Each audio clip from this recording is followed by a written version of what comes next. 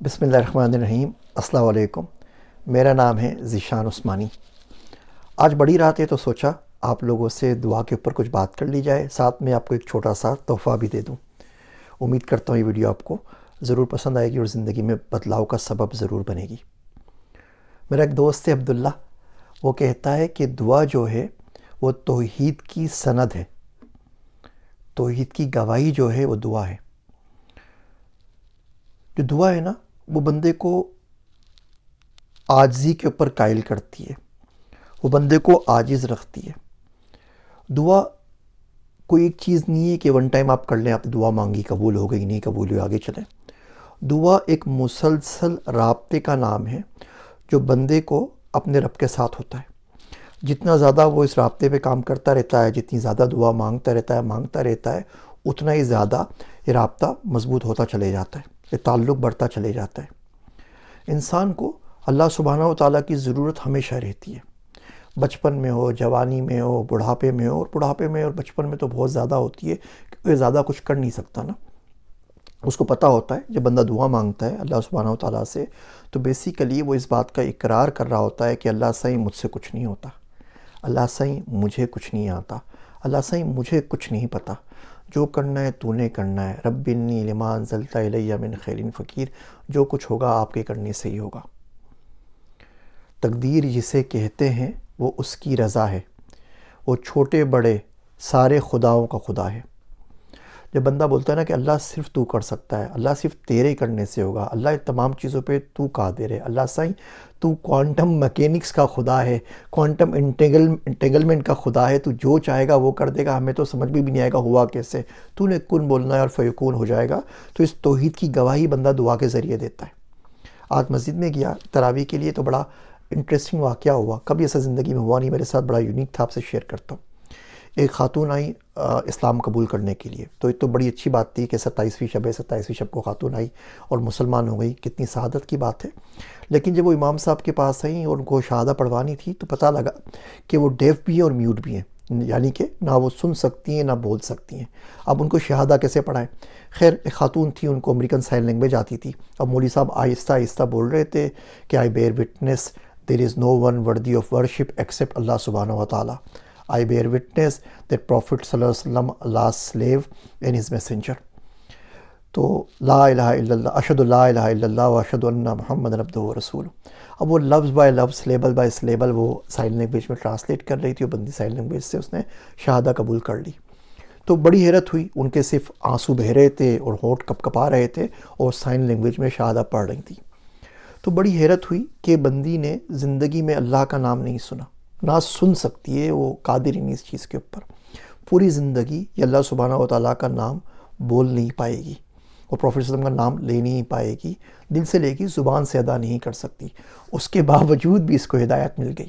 اور ہم لوگ کتنے ناشکرے ہیں کہ دن میں کتنی مرتبہ ہم اللہ سبحانہ و تعالیٰ کا نام سن سکتے ہیں، کتنی مرتبہ پروفیٹ صلی اللہ علیہ وسلم کا نام سن سکتے ہیں، کتنی دفعہ اللہ کا نام بول سکتے ہیں، کتنی مرتبہ درود شریف پڑھ سکتے ہیں اور پھر بھی نہیں پڑھتے۔ اور اس کی جو ایمان کی کیفیت تھی، جو آنسو نکل رہے تھے اور جو ہونٹ تھر تھرا رہے تھے، شاید ہی ہمیں زندگی میں کبھی وہ کیفیت کبھی نصیب ہوئی ہو۔ تو اللہ کا جتنا زیادہ شکر ادا کریں اتنا اچھا یہ دعا ہے، یہ شکر ہے۔ میرا دوست عبداللہ کہتا ہے کہ جو شرک ہے نا یہ گناہ بھی ہے، یہ ظلم بھی ہے، یہ ناشکری بھی ہے، یہ غم بھی ہے، یہ درد بھی ہے۔ جتنے سارے گناہ ہیں وہ سارے شرک میں جمع ہو جاتے ہیں، اسی لیے شرک کی معافی نہیں ہوتی۔ آپ سے کہا تھا ایک تحفہ دوں، میں آپ کو بڑی انٹرسٹنگ چیز بتاتا ہوں۔ جب ہم بولتے ہیں کہ اللہ تیرے سوا کوئی اللہ نہیں ہے، لا الہ الا اللہ، کوئی الہ نہیں ہے اللہ سے تیرے سوا، یعنی تیرے سوا کوئی سنتا نہیں ہے نا، جو کچھ سننی ہے وہ تو نے ہی سنی ہے، جو کچھ کرنا ہے وہ تو نے ہی کرنا ہے اور کسی نے بھی نہیں کرنا۔ ہر حد سے ماوراتی سخاوت میں اس کی ذات، ہم آخری سوال سے آگے نہ جا سکے۔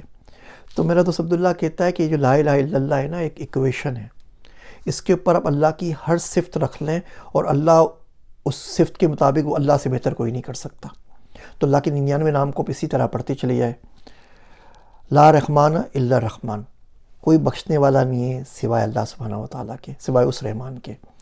لا رحیم الا الرحیم، لا صبور الا الصبور، لا سمیع الا السمیع، لا بصیر الا البصیر، لا رب الا الرب، لا غالب الا غالب۔